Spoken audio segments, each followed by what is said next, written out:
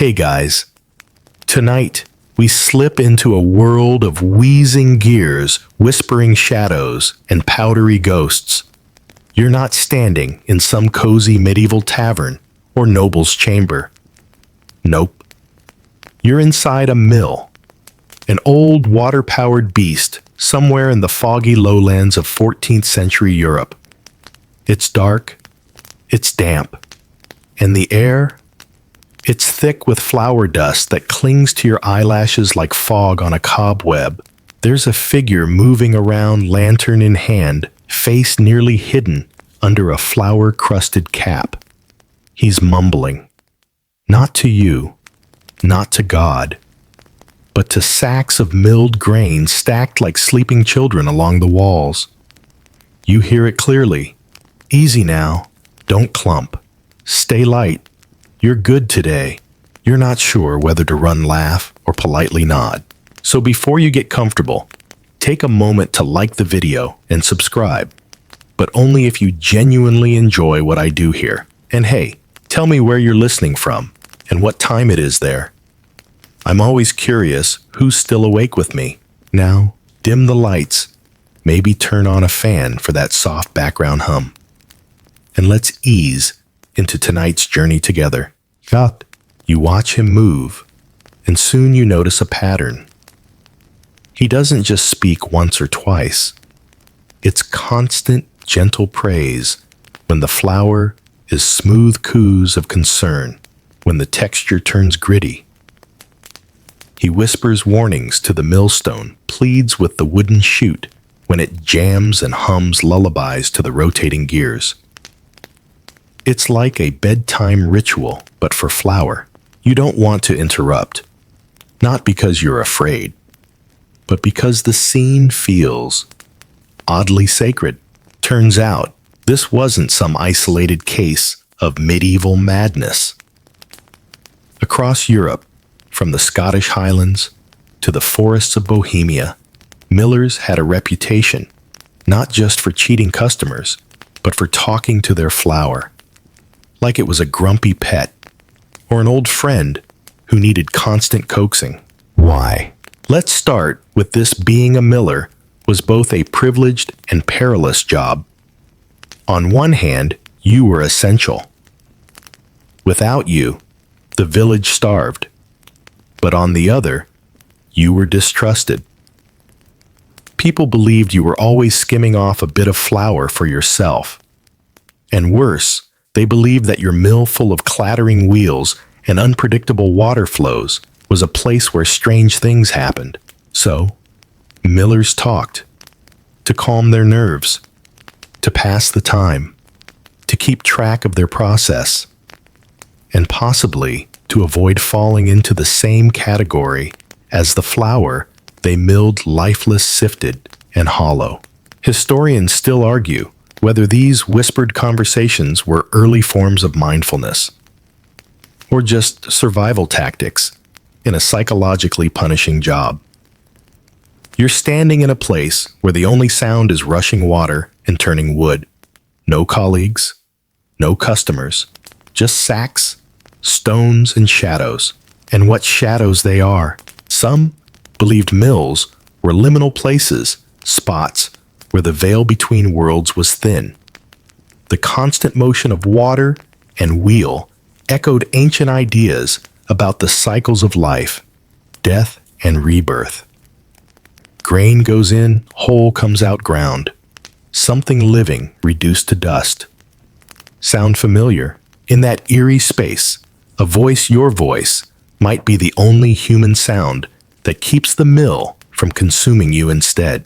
So yes, the miller talked to the flour, sometimes to joke, sometimes to pray, sometimes just to hear proof that he was still there.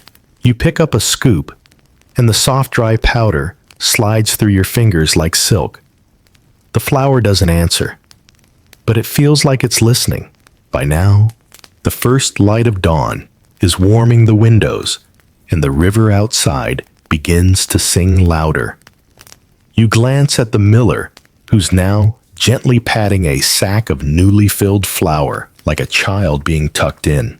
Rest easy, he murmurs. We did good today. And just for a moment, you believe it too. The first time you hear someone refer to flower as having a soul, you assume it's just a translation hiccup, maybe a metaphor, maybe some poetic village nonsense. But then a local woman pulls you aside, clay-streaked hands, shawl fluttering like wings, and says, "Be careful how you carry it. The soul's still inside, and flower doesn't like to be rushed." Right. She's not being metaphorical. In this world, grain isn't just a crop. It's a living thing. A gift from the gods, or the soil, or Saint Honoré himself. And when it's milled, when it's cracked, and ground, and sifted, something lingers. The soul of the wheat, the memory of the field. People genuinely believe it's still there, trembling between the flour's fine white grains like a ghost caught in a jar. And so, millers whisper, because when you believe that every sack holds not just product, but personality, you treat it very differently. You're still not sure whether to laugh or lean in closer. One elderly miller tells you that speaking kindly to the flour makes it rise better. That if you curse during the grind, you'll get lumps in your dough. Like bruises, he says, the flour sulks. You think it's ridiculous until you ruin a loaf. The second one collapses too. By the third, you're muttering please and thank you like it's a baking spell. And somehow that one works. Historians still argue whether this was proto-science, an intuitive grasp of how stress or air moisture might affect results, or pure delusion. But in medieval Europe, where superstition braided itself through every chore, the soul in the sack idea didn't seem so far-fetched. You learn quickly that grain wasn't ground all at once. Each batch had its own personality. Watch this one, the miller warns. It foams at the chute. You watch.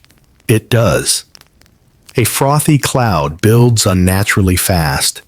He talks to it under his breath, calming it like a priest with a possessed child, and it quiets. You try it too.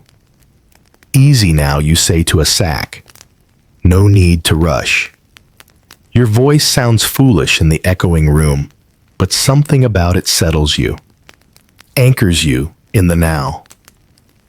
The white noise of the mill fades, and all that remains is your breath and the sound of powder landing like snow.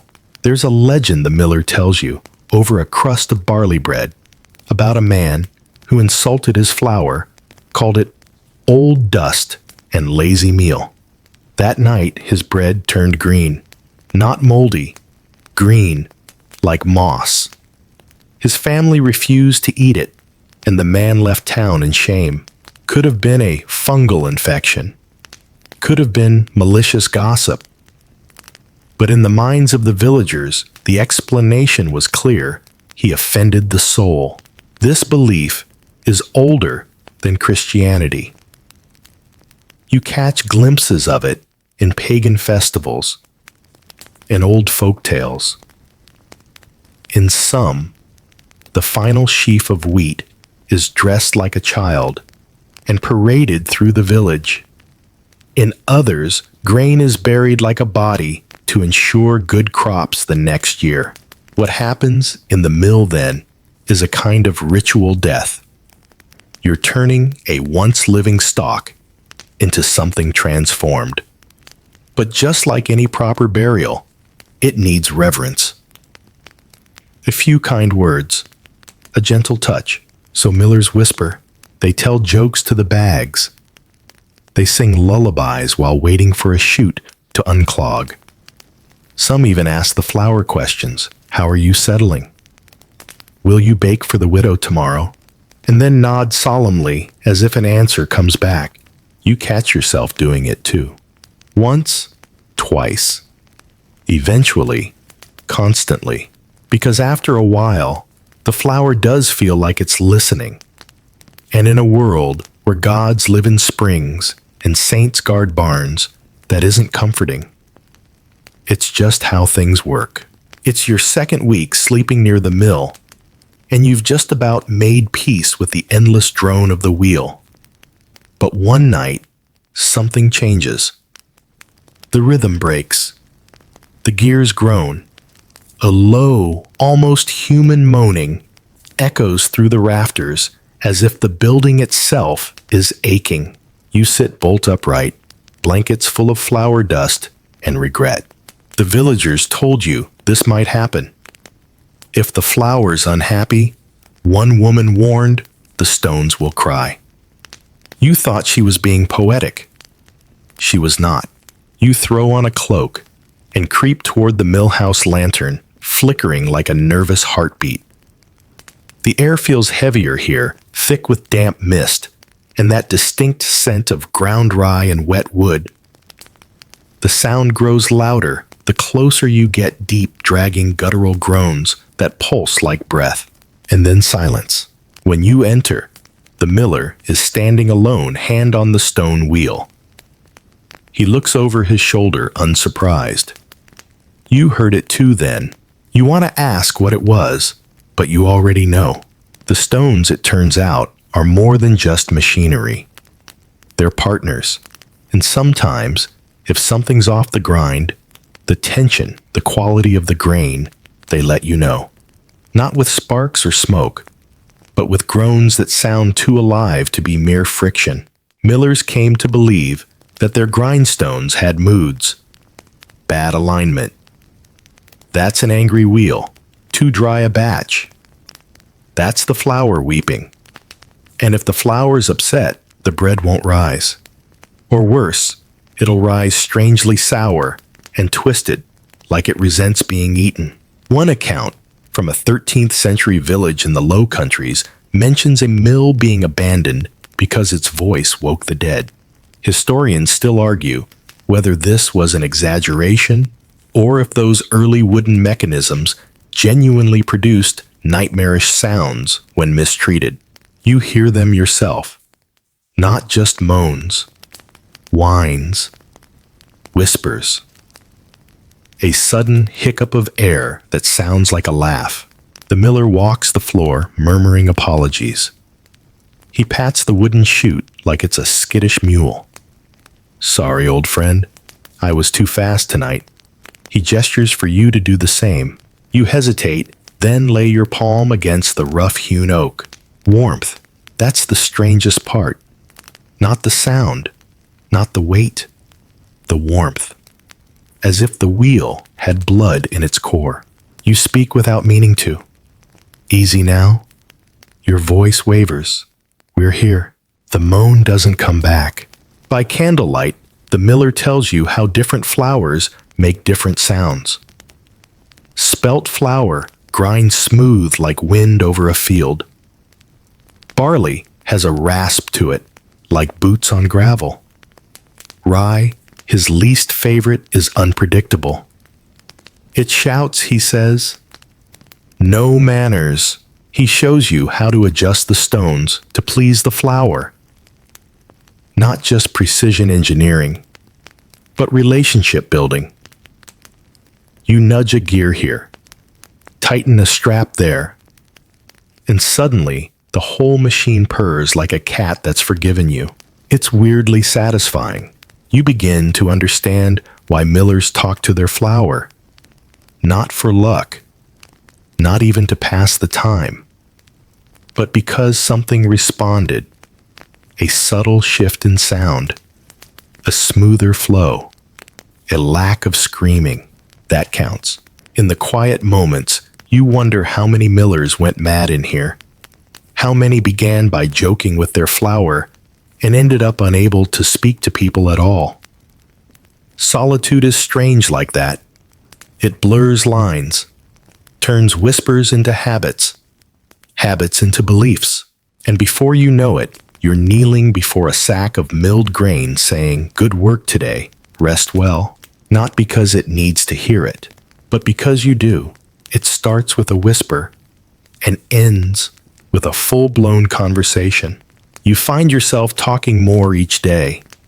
At first, it's just a mumbled, "There you go," when the chute unclogs, or a tired behave when the flour spits out sideways like a puff of angry fog. But then it grows. You're asking questions aloud, pausing for non-existent replies, cracking jokes that only a sack of rye might appreciate. And the strangest part, it works. The grind feels smoother. The mill hums in time with your breath. The flour flows steady, not too fast, not too clumpy. The stones stay quiet. It's as if the whole system likes being spoken to. You mention this to the miller. He doesn't even look up from his work. "Of course it does," he says. "Everything hears, flour most of all." This is a man who spent 30 years in the echo chamber of this dusty wooden cathedral, alone, except for the wheat, the wheel, the ghostly puff of powder coating his eyebrows like frost. He gestures to the walls. "It's louder when I don't talk," he adds, "quieter when I do." That might sound insane to you, but after days in the mill's half-lit interior with nothing but creaking beams and spinning gears for company, you begin to feel the pressure of silence. It's heavy. It crushes your ribs, makes your ears ring. The only way to fight it is to fill the space with words, even if no one's listening. Historians still argue whether this behavior was a coping mechanism, an early form of occupational ritual, or just loneliness gone ritualistic. Some speculate that millers, uniquely isolated in their profession, developed their own emotional language, one that included flour as confidant witness and perhaps even confessor. One old folktale from the Swiss Alps tells of a miller who lost his wife and spoke only to his grindstone for 7 years. When he died, they say the wheel refused to turn for anyone else. You can scoff, but you also catch yourself glancing sideways at your own wheel, wondering whether it listens too. And the flour, it's everywhere. In your clothes, in your hair, in the creases of your knuckles. You breathe it, you taste it. It's like a second skin, or a roommate who never leaves. You talk to it because ignoring it would be like ignoring your own reflection, always there, always watching. You begin assigning personality to each sack. This one clumps when the humidity rises. That one flows like silk. One batch smells slightly of almonds, sweet and powdery. Another carries the scent of damp stone and moss, like it remembers the field it came from. You start to believe they do remember. In the miller's tales, there's always a batch with a backstory. "This one came from cursed land," he says, nodding toward a pale sack. "Blighted village. Burned. Don't bake anything you want to keep. You avoid it." There's even a specific whisper he uses to soothe fussy flour, a half-hummed melody, barely 5 notes long. You copy it. The flour seems to listen. Or maybe it's just you calming yourself down. Is there really a difference? Even outside the mill, the habit lingers. You catch yourself murmuring to bags of grain in the market, to clouds of dust on your sleeves, to the rising dough in the oven. People give you odd looks, but some nod in recognition. They've heard it before. Their fathers did it. Their grandmothers too. You're not crazy. You're just a miller now. And in your world, talking to flour is not eccentric. It's survival. The longer you stay in the mill, the more you realize that these murmured flour conversations aren't just comfort. Some of them are rules. Real ones. Passed down from one white-dusted miller to the next like sacred instructions carved in breadcrumbs. One rule you learn early: never grind in silence. Not because it's boring, not even because it's lonely, but because the silence invites accidents. People say a distracted or quiet miller loses fingers, or worse. And while that might sound like folk superstition, you learn quickly that it's partly practical. If the stones screech, if the wheel winds off rhythm, you won't hear it if you're not speaking. Your voice is your barometer. How you know the machine's still behaving. Another. Don't wake the flower too fast. You're not sure what it means until the day you open a fresh sack too eagerly, and the fine powder bursts upward in a thick white cloud into your eyes, your throat, your lungs. You spend the next 10 minutes hacking and wheezing, face-red dignity gone. The miller walks by and just shrugs. Told you, he says. You woke it wrong. It feels ridiculous assigning emotion to a bag of powder, and yet there's something there. One evening, when the rains are heavy and the river threatens to overspill, you rush the grind. Push the wheel faster than you should. Skip the usual greetings. No time for superstition, you tell yourself. By morning, your flower's ruined, clumpy, damp, unusable. The villagers mutter. Someone jokes that you must have angered the spirits. Someone else, less jokingly, slips a charm of iron nails into your apron just in case. The miller doesn't scold you. He just sits beside you and says, "You stopped talking, didn't you?" You nod. He doesn't say, "I told you so." He just gets up and starts humming again, slow and steady, to the rhythm of the turning wheel. There's something ritualistic about it all. Before every grind, you clear the stones like a stage. Sprinkle a handful of fine flour and watch how it scatters. You listen not just for problems, but for signs.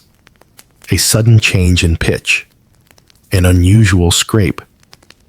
The flower is talking too, in its own way. Historians still argue whether these spoken rituals originated from pagan rites, or if they were inventions of isolated minds creating their own logic. Some suggest they were mnemonic tools, ways to remember mill maintenance steps through rhyme or whisper. But to you, they feel older, instinctual. You start keeping your own phrases. Quiet mantras, only you say. Turn smooth, breathe slow. Feed the wheel, not the fire. Nonsense maybe, but calming. Grounding, like prayer. You also learn that flour remembers, not just metaphorically. If you mill something badly, if you let the chute clog or the gear scrape, the next few batches go worse. You clean everything, oil the wheel, but still something resists. It's as if the mistake lingers in the air, coating each sack like bad luck. Eventually, you stop rushing. You start speaking. Not because you fully believe the flower has ears, but because you believe you do. And you need to hear yourself being careful. One day, you meet a traveling monk who asks if your mill follows Benedictine silence. You nearly choke on your bread. No, you say, we talk to our ghosts here. He laughs until you show him the grindstones. The old ones, smooth as river rock. The walls etched with strange grooves from generations of idle fingernails. The ceiling stained with soot from candles lit during storm blackouts. He goes quiet then. You think maybe he hears it too. The hum, the whisper, the not quite silence of the mill. It starts with a spark, not metaphorical. An actual hissing, spitting spark, leaping from a dry millstone onto a trail of flour dust, and then a sudden whoomph. A pale orange flame races along the chute, like it knows where it's going. For a terrifying instant, the air glows, and just as quickly, it dies. You stumble back, heart-pounding eyes wide with the unmistakable knowledge that you were this close to burning the mill down. The miller doesn't shout. He just sits down, dusts off his knees, and mutters, "Didn't greet it, did you?" You shake your head. You didn't whisper. You didn't hum. You didn't even glance at the flour when you fed it into the hopper. You were tired, annoyed, and impatient. It noticed. In most households, flour is harmless, bland, innocuous. But in a medieval mill, it's a different beast entirely. Finely milled flour can suspend in the air like fog, and if the conditions are just right, dry, air friction, maybe a breath of static, it can ignite fast, violently, like dust-fueled lightning, and people knew this, or at least felt it. Hence the ritual. Whispering to the flour wasn't just superstition. It was a safety measure disguised as folklore, a way to slow down, to be mindful, to treat the process with care so you didn't die in a flour explosion. Historians still argue whether these flour fires were common or just exaggerated by fearful villagers. But archaeology has found more than a few mills with fire-blackened timbers and no signs of war or lightning. You do the math. From then on, you speak softly to every sack, every handful, even if someone's watching. Especially if they're watching. Because people remember that miller in the next village over, the one who skipped his flour blessing and lost the roof. That story travels. You start noticing flour, fires mentioned in strange places, in church records, in old rhymes. One French verse warns, "If you grind while bitter, the flour will bite." Another from Germany, "A silent mill makes a loud grave." Cheerful stuff. It doesn't stop at fire either. There's a superstition about sour dust, a batch of flour that sours the mood of anyone who touches it. No scientific explanation.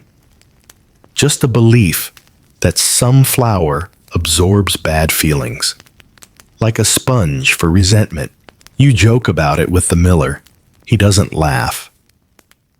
"That's why we talk to it," he says, "to keep it sweet." And maybe there's truth in that. One day, a young apprentice, fresh-faced and far too confident, laughs at your muttering and tosses a load of wheat in without so much as a hello. The gears screech. The flour clumps. The belt slips. And worst of all, the bread made from that batch, like chewing a brick made of sorrow. Coincidence? Maybe. But you hum your 5-note lullaby just in case. Somewhere along the line, you stop thinking of flour as an object. It becomes a presence, a partner. It responds to care. It punishes neglect. It forces you to respect the process, not just the end product. Even outside the mill, you sense it. When you knead dough, it resists less if you've spoken kindly to it. When you carry sacks through town, they feel lighter if you acknowledge them first. Again, probably imagination, but also maybe not. There's an old tale told around harvest fires about a miller who mocked his flour, calling it old bones and lazy meal. That winter, none of his bread rose. His customers left. His wheel broke. Eventually, he gave up milling altogether and became a grave digger. The villagers said it was justice. You decide not to test it. So now, before each grind, you whisper, "You ready, old friend? Let's not burn today." And the mill hums back. Not with words, but with the deep turning satisfaction of a wheel in tune with its keeper. You've learned your lesson. The flower listens. You wake to the sound of wood groaning in rhythm with the dawn. Not the usual dull thud of the water wheel, but something gentler creak, sigh creak again, like it's stretching after a long night. The miller is already outside, hand on the curved lip of the wheel's frame, whispering to it, like a man trying to woo a tired animal. Easy now. We'll start slow today. No rush. You blink. He's talking to the wheel now. Yes, he says before you can ask. It likes to be complimented. Right. At first, it seems ridiculous. After all, the water wheel isn't even inside the mill. Just a big, wet, lumbering circle that sloshes and turns. But you quickly learn that to the miller, it's not just a tool. It's a being one with moods, tendencies, even pride. You ask him if it's superstition. He shrugs. Try grinding when the wheel's angry. You'll see. And you do see. One rainy morning, frustrated and sleep-deprived, you slap the paddle arm after it gets stuck. Immediately, the gears inside the mill seize up. Nothing dramatic, just a stubborn stalling, like a mule deciding it's had enough. You check the chute, the belts, the cogs, all fine. The problem, apparently, is that you were rude. Historians still argue whether early millers projected personalities onto their machines because they genuinely believed them sentient, or because it was easier than admitting they were alone. In a world where trees were sacred rivers, had names, and bread could hold a blessing or a curse, believing your wheel needed tender words wasn't that odd. Some even left offerings.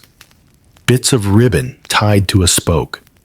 A coin wedged into the wood grain. One miller swore he carved a smiling face into his wheel to keep it cheerful. You find it childish until you see how smooth his flower runs. There's a kind of gentle theater to it all. The morning greeting, the careful push of the wheel into motion, the little pat on the side as it groans awake. It's not just function, it's ceremony, and slowly you adopt it too. You start talking to the wheel the way you'd talk to a coworker. You're trying to avoid offending. Looking strong today. Appreciate your patience. Don't flood me again. All right? You say it with a wink, with a half smile, but your heart means every word. One afternoon, the miller tells you that in some parts of Italy, wheels were baptized. Real ceremonies. Priests, candles, names. He says it like it's the most normal thing in the world. And come to think of it, why not? The wheel gives life, turns grain into food, powers the very process that feeds the village. Isn't that a bit divine? There's even a saying in the valley. The flower is your child, but the wheel is your spouse. At first you think it's a joke, but the longer you grind, the more sense it makes. You depend on the wheel. You trust it. You fight with it sometimes. You apologize when you've gone too far. You form a relationship. It demands care. Oil when it's dry. Shade when it's hot. Respect when it's stubborn. You begin to see why the miller whispers. He's not praying. He's flirting. He's keeping the peace in a partnership that, if mistreated, can ruin a day or a life. And maybe, just maybe, that's why millers outlast storms and outwit floods. Not because they're strong, because they're gentle. There's a corner of the mill house you've avoided until now. It's older than the rest, rougher wood beams, scarred with what look like knife marks or claw scratches. Above the arch, tucked behind an old stone bin, hangs something peculiar. A tiny woven figure no bigger than your thumb. A bundle of straw, bound with red thread, dressed in a faded scrap of linen. You point to it. The miller says only, "That's the spirit." You wait for more, but he says nothing else. Eventually, you find out on your own. In villages scattered from Cornwall to Carpathia, there are stories of mill spirits. Some helpful, some spiteful, but all temperamental. They're not ghosts. They're not demons. They're old. Older than churches. Older than saints. Some say they're the last breath of the harvest, the soul of the grain, or the echo of the river's voice, and you have to keep them happy. That's where the talking comes in. Millers weren't just engineers or artisans. They were spiritual mediators, custodians of a space where living grain became something else. They didn't just grind flour. They transformed it. And transformations in medieval thinking were dangerous. You don't split a seed or grind a soul without consequences. So you speak to the flour, to the stones, to the wheel, and to them, the ones who linger. Historians still argue whether these spirits were inherited from pagan harvest festivals or born from the grinding solitude of the job itself. But they show up everywhere, in charms tied to rafters, in lullabies sung to the wheel, in the refusal to sweep too thoroughly because the last of the flour, the spirit dust, must never be thrown out. One mill in eastern France still preserves the story of a flour sprite that cried when the last batch was milled and no one sang to it. The next year the grain wouldn't grow. No voice, they said, no bread. You find yourself humming more now, not for entertainment, but for comfort, for tradition, for the straw figure watching from above. A farmer drops off a batch of oats and warns you. This one came from the northern field where the scarecrows fall. You know what he means. That place has a reputation. Too many crows. Too many strange rustlings at dusk. You grind that batch slowly, whispering every step. The flour smells strange, not bad, just old, like wet rope and iron. You hum the 5-note tune. The mill doesn't groan. You count that as a win. Later in the village, you hear about children who call the mill the talking house. They say it breathes, that it whispers back when you listen close. You smile, because they're right. The mill does talk. It mutters through the creak of timber and the grind of stone, through the shuffle of sacks and the hiss of flour against the chute. And somewhere in that chorus, you hear your own voice returning to you, tethered to this place by routine and dust and something older. You visit a neighboring town once, and their mill feels wrong, too clean, too quiet. The flour flows, but it doesn't settle right. The wheel turns, but with no rhythm. Their miller doesn't hum, doesn't speak. He's proud of that, says it's modern. Their bread tastes like nothing. Back home, your flour sings as it falls. Warm, light, almost breathing. You stop questioning it. The spirits don't ask for much. A whisper, a tune, a bit of bread left on the sill. You give them that gladly, because you've seen what happens when you don't, and because deep down, you're not alone in that mill. Not anymore.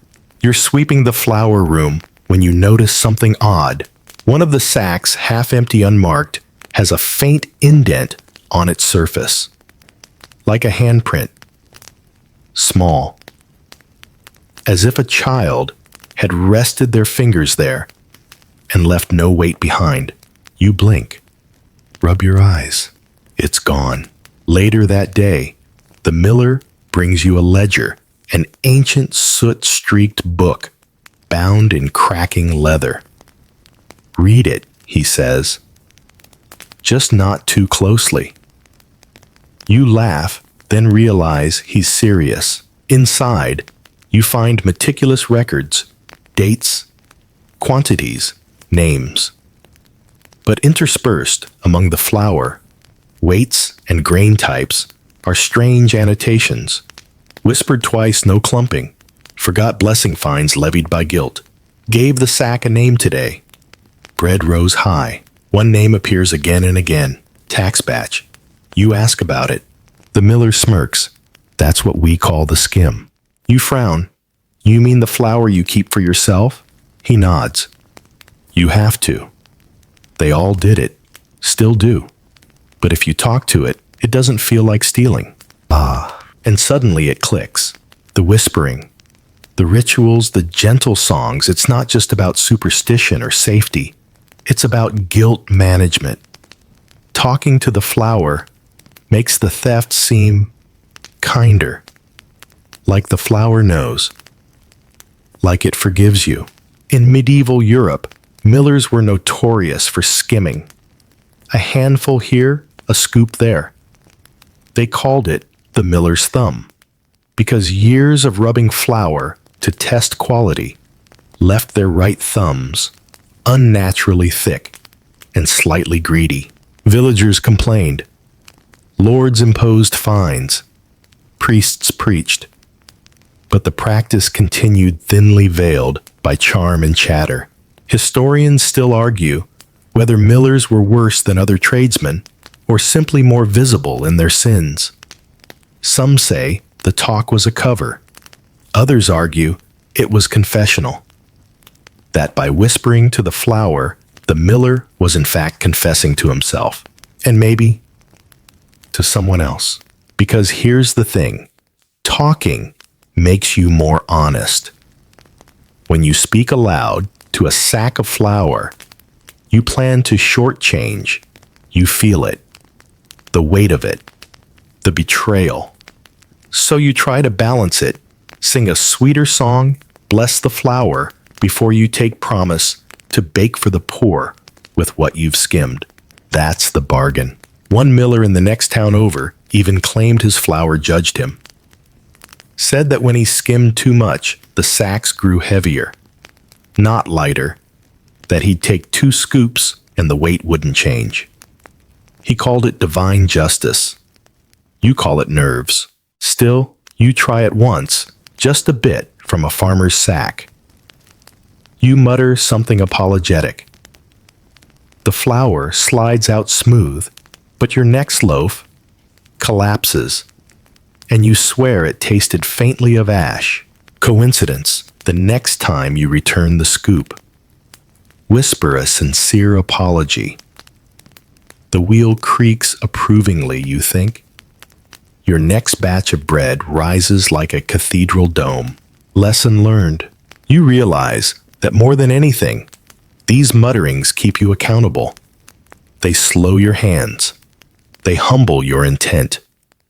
They remind you that every grain was once a stalk in a field kissed by rain and sliced by sweat. You don't take it. You receive it. You talk to the flour because you owe it that much. And maybe, just maybe, it talks back through the texture, the rise, the crust that cracks just right. You keep the ledger. Add your own note, tempted to take. Whispered instead, bread honest. And from that day on, you speak every time, not to excuse the work, but to bless it. You weren't planning to talk aloud today, but then the mill starts grinding rough again. The belt skips, and the flour spits out in erratic huffs like it's throwing a tantrum. You sigh. You glance around. No one's here but you and the river. So you do it. You start speaking. Nothing poetic. Just small, familiar things. Come on now, you mutter. Let's not make this harder than it is.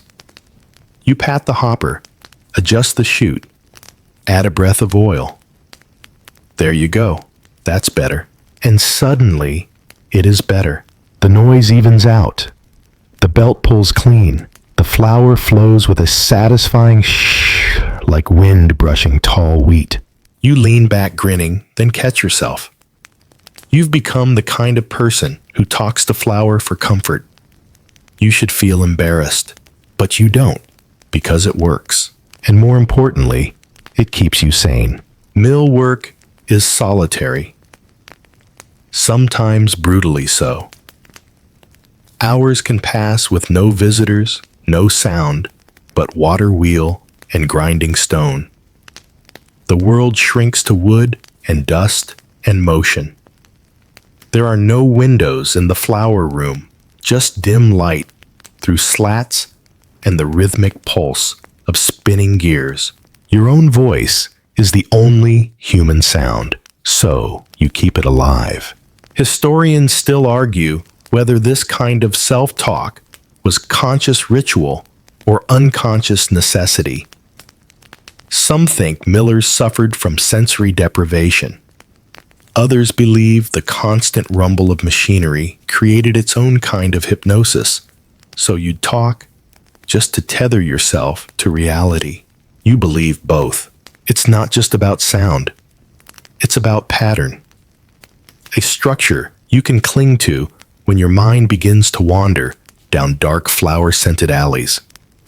You say the same phrases every day in the same order. Check the chute. Good morning. Prime the wheel.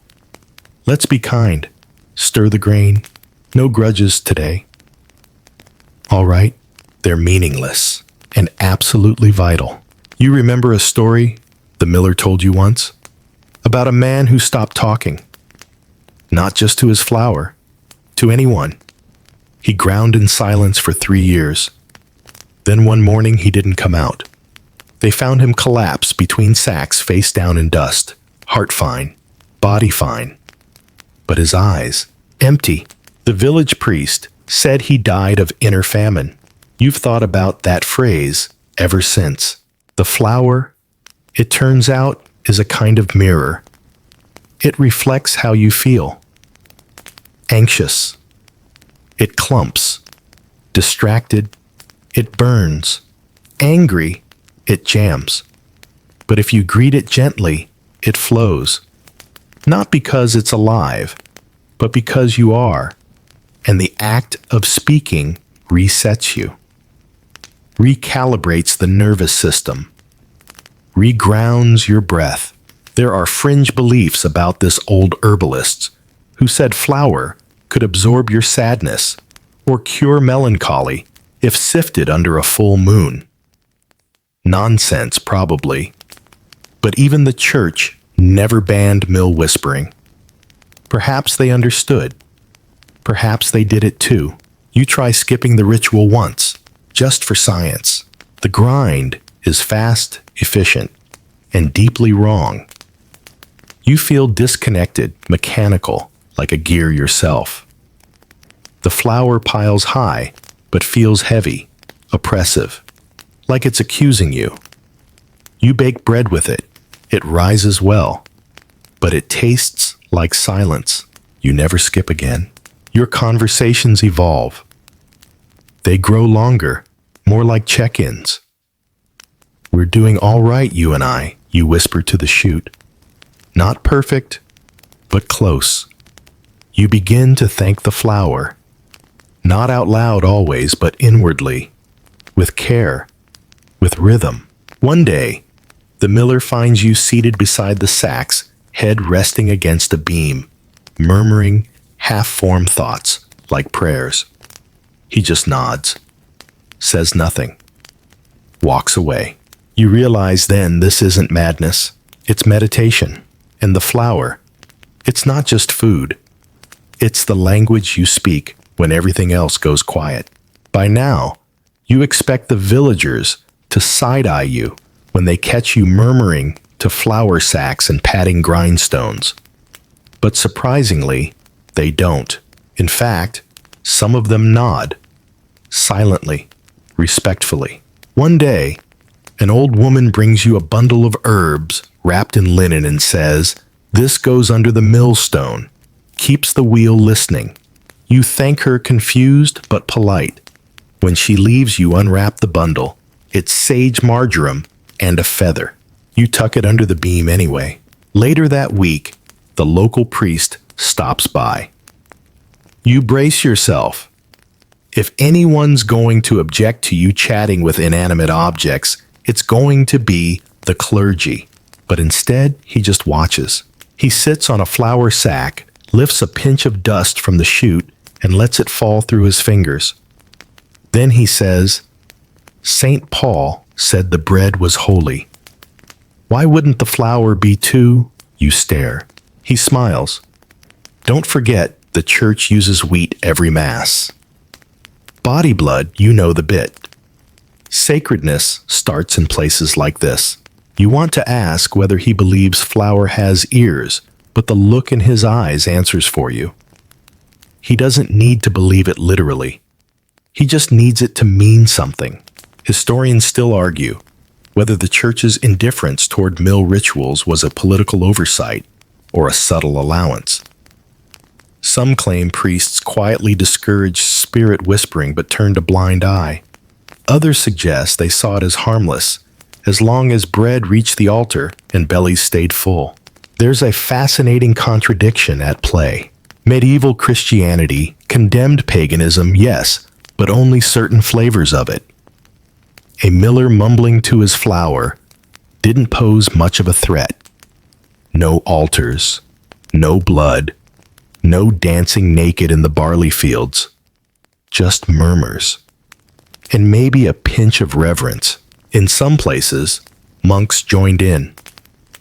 Benedictine records from 12th century France mention grinding prayers, specific psalms recited over the mill as it turned. Not to banish spirits, but to bless the work. To sanctify the sound of flour being made. You try one yourself. "Give us this day."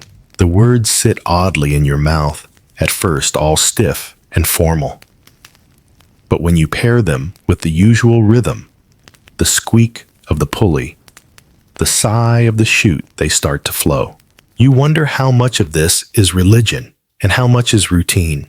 In some parts of Scandinavia, you're told millers hung crucifixes near their flour bins, not to ward off evil, but to remind the flour that it had a purpose, that it was going somewhere holy. That idea sticks with you. You start treating the flour less like a pet and more like a student. You coach it, encourage it, tell it stories as it pours into sacks. Tomorrow, you say you'll be biscuits at a wedding, or you'll be a feast for a child's name day. Don't clump now. You think this is for the flour, but really, it's for you, because the more you speak, the more you remember the point of all this. Not the grind, not the weight, but what comes after. The loaves, the hands reaching for them, the mouths they'll feed, and maybe the church let the talking slide because they saw that too. That even the strangest rituals, if they produced warmth and bread and comfort, were worth tolerating. You whisper a thank you to the flour as you tie off the last sack for the day. Somewhere behind you, the wheel creaks gently. A blessing or a nod.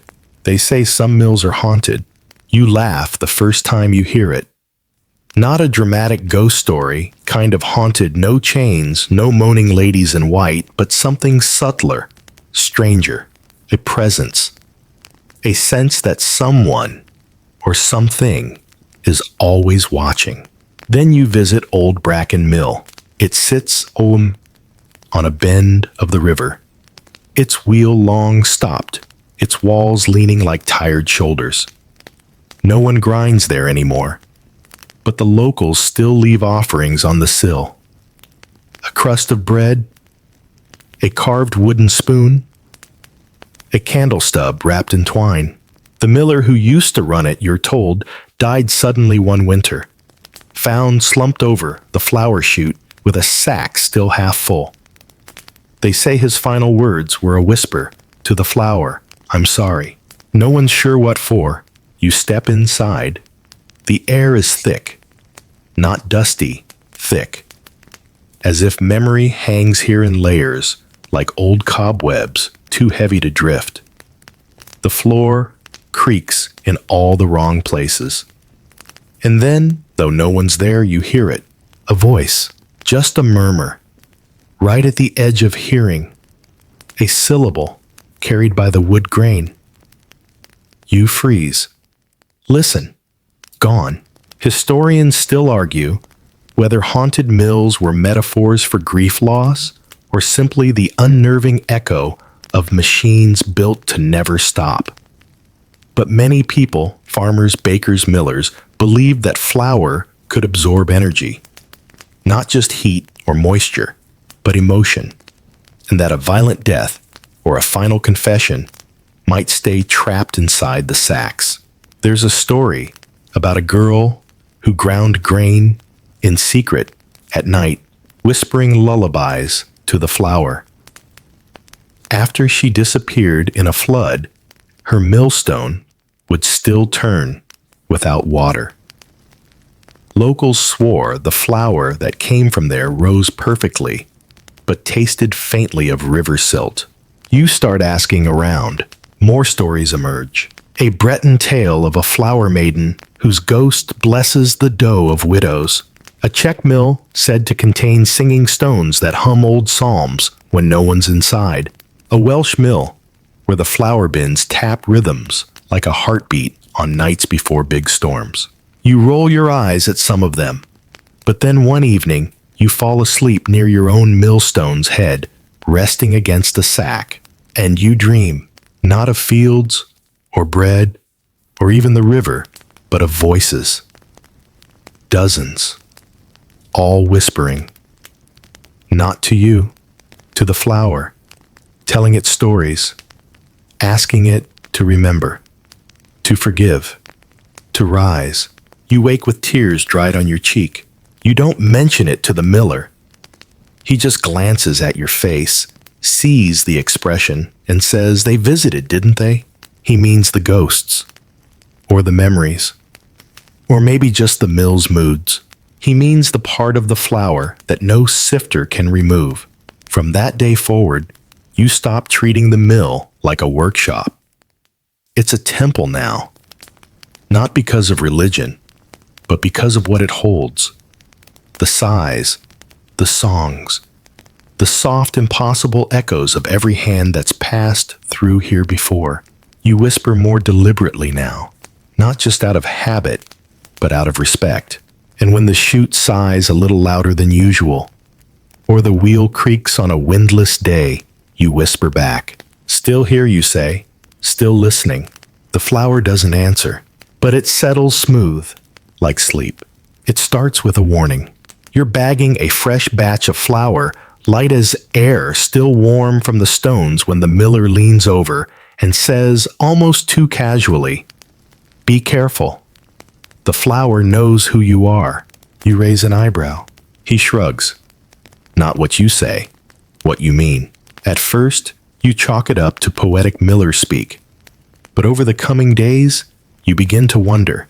There are times when the flour flows like a charm, effortless and fine.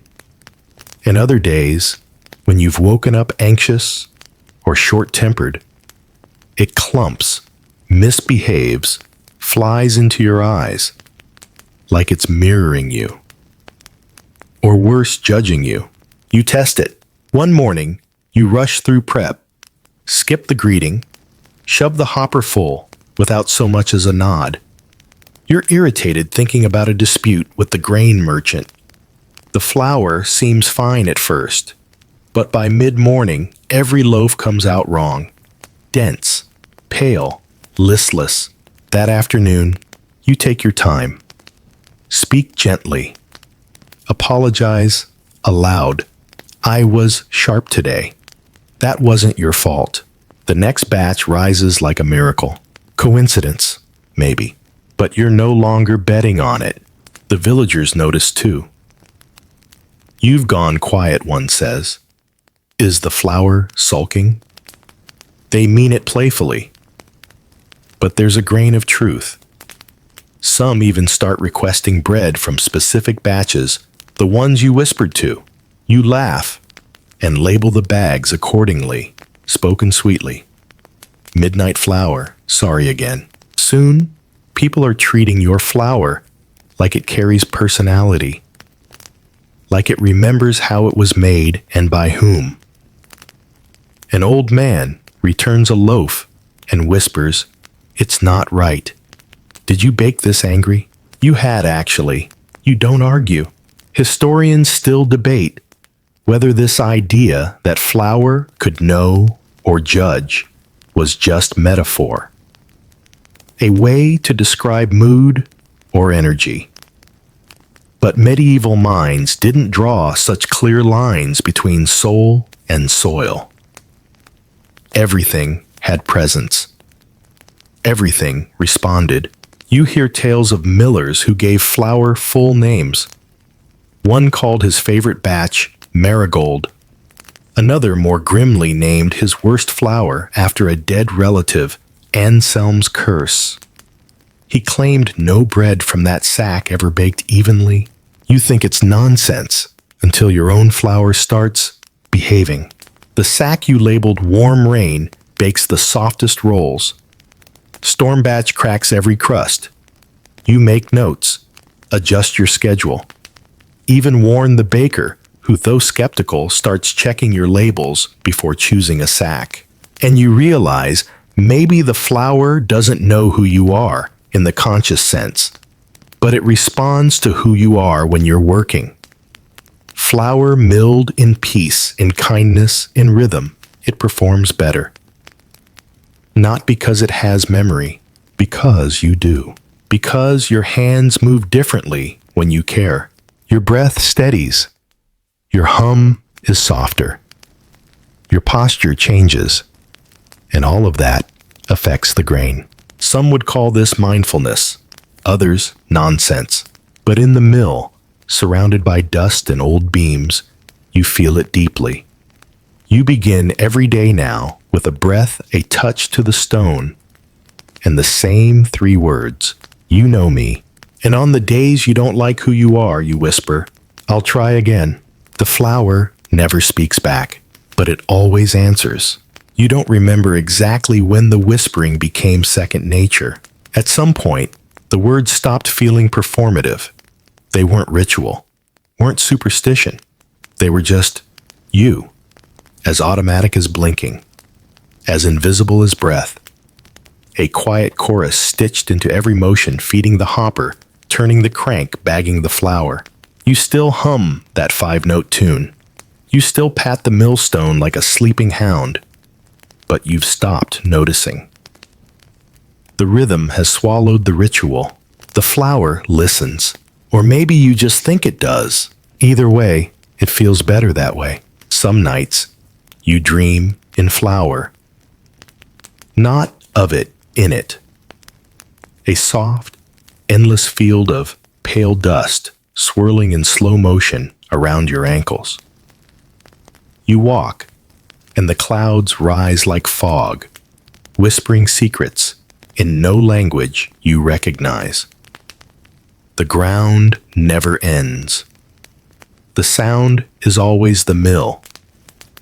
The feeling, peace. You wake to find flour in your hair, under your nails, behind your ears. You're part of it now. Historians still argue whether this blending of self and work, this absolute submission to task, was healthy or harmful. They call it occupational absorption, or in harsher terms, identity collapse. But here in the mill, those ideas feel too clinical, too cold, because what you feel isn't lost, it's found. You've become fluent in a strange dialect of rhythm, dust, and silence. You no longer question whether you're talking to the flour, the stone, or yourself. It's all the same. You remember when the grind was effort, each turn of the gear, each lift of the sack, a reminder of muscles used and bones aged. Now it's flow, a dance you don't choreograph. Your hands know before your thoughts do. One morning the miller watches you for a long time, says nothing. Then you've gone quiet. You frown.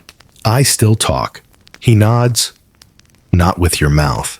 It takes a moment before you understand. You do still speak. In gestures.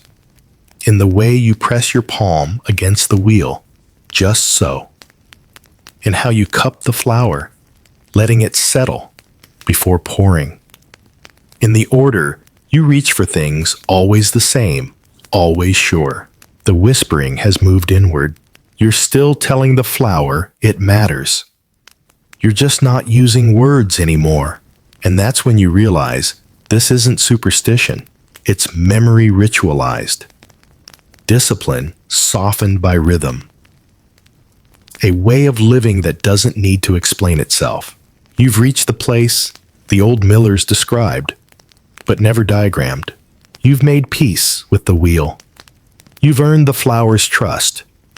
You've found your voice in the silence, and in that space, strange things begin to happen. Bakers ask for you by name. Farmers time their deliveries around your schedule. Even the village children, who once called you the dusty ghost, now wave and ask if they can help turn the wheel. You let them, sometimes, but only if they whisper first. Be kind, you tell them. The flour remembers. They laugh, but they whisper. It's a start. And you grind on, no longer chasing meaning, just living in it. Your body knows the day's rhythm before your eyes even open.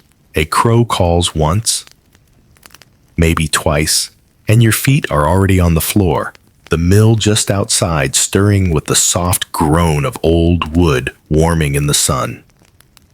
The flour sacks lined like sleeping dogs along the back wall wait in silence. Expectant, patient, you run your fingers along the grain chute as you pass, whispering your usual morning friend. Let's be good today. The mill hums in response. You no longer need to check the gear straps first. You do it anyway, out of courtesy.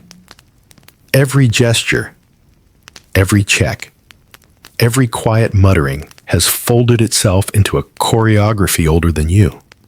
Not superstition anymore, just the way things are. A group of children peek in through the open door. They watch as you grind, silent at first, then bold enough to whisper among themselves. He's talking to the flour, one giggles. You smile, but don't correct them. Let them believe it's magic.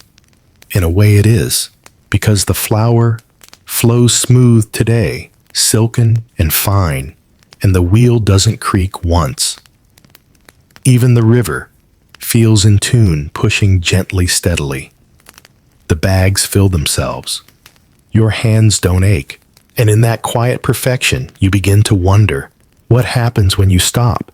When you grow too old to lift the sacks or turn the lever? Will someone else take your place? Will they whisper too? You think of the ledger, the scrawled notes and labeled sacks, and hope they read it. Hope they understand that all this talking wasn't for tradition or attention. It was a contract. A way to remain present with every grain. Historians still argue whether millers were craftsmen, mystics, or con men with good timing.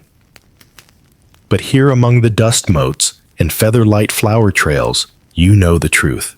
You were the caretaker of rhythm, the keeper of grain dreams, the last voice the wheat heard before becoming bread. As you bag the final batch, you take a moment, just one.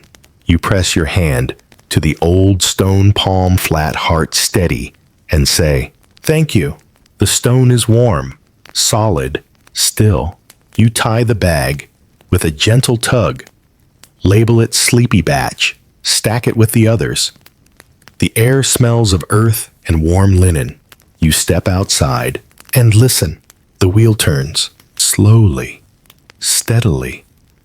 Alone now, but not lonely, because the whisper still lingers in the dust. It always will. And now, the wheel slows. The flour settles. The dust in the air begins to drift downward like snow, deciding it's time to rest. You lean back against the doorway of the mill, eyes, soft hands still tinged in white. The river beside you murmurs its eternal lullaby, and the breeze carries with it the scent of grain oil and old wood. Everything feels slower now. You breathe, a long, slow breath that fills your chest and empties it just as gently. The mill will sleep soon, and so will you. Out in the fields, the stalks sway gently, though they've long been harvested, still moving with the memory of wind. Inside the mill, the last creak of timber fades into silence. The sacks breathe in unison, full and satisfied, tucked like children beneath a wooden roof that's heard centuries of whispering. You no longer need to speak aloud. The flower knows you, and you know it. Let your eyes close now. Let your breath match the river's rhythm and the slow turning of the wheel. Whatever waits tomorrow, let it wait. For now, your work is done. The flower sleeps, and so should you.